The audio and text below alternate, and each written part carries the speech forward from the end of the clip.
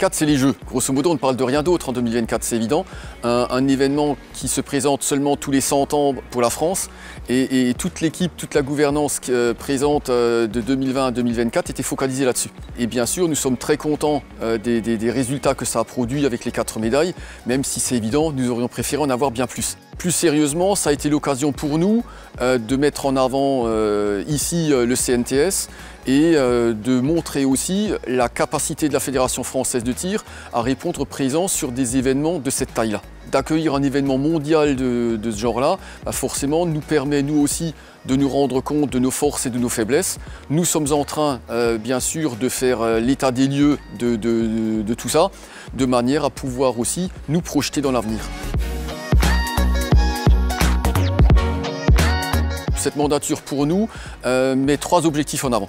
Le premier, c'est de soutenir les clubs et de renforcer leur développement en mettant en place davantage de communication, davantage d'aide, de conseils vers les clubs. Le deuxième pilier, c'est garder et développer l'accès aux armes dont nous avons besoin pour pratiquer notre sport, en compétition et en loisir bien sûr. Et là, de nous rapprocher et de renforcer notre influence avec le législateur et avec l'écosystème qui se trouve autour des armes et du matériel que nous utilisons. Le troisième point, qui n'est pas le moindre non plus, c'est de structurer la Fédération française de tir, puisque comme je le disais, l'organisation des Jeux Olympiques nous a donné l'occasion d'identifier nos forces et nos faiblesses et il faut que nous bâtissions sur ce constat qui est en train d'être fait pour justement définir la stratégie à moyen terme, long terme et voir ensuite petit à petit ces axes majeurs de développement pour que nous les suivions et que nous nous écartions pas de ces axes. Avec de plus en plus d'adhérents, la fédération se porte de mieux en mieux. Nous avons beaucoup de chance à ce niveau-là. Le tir est un sport qui plaît, le tir est un sport qui attire les licenciés. Donc au travers de ça, ça nous donne les moyens de notre politique, ça nous donne énormément de crédibilité par rapport à l'écosystème qui nous entoure, ça nous engage aussi à répondre à tous les défis qui viennent de l'augmentation importante de nos nombres de licenciés. Un avenir radieux, bien sûr. Nous avons un potentiel de développement qui est immense, qui est sous-estimé.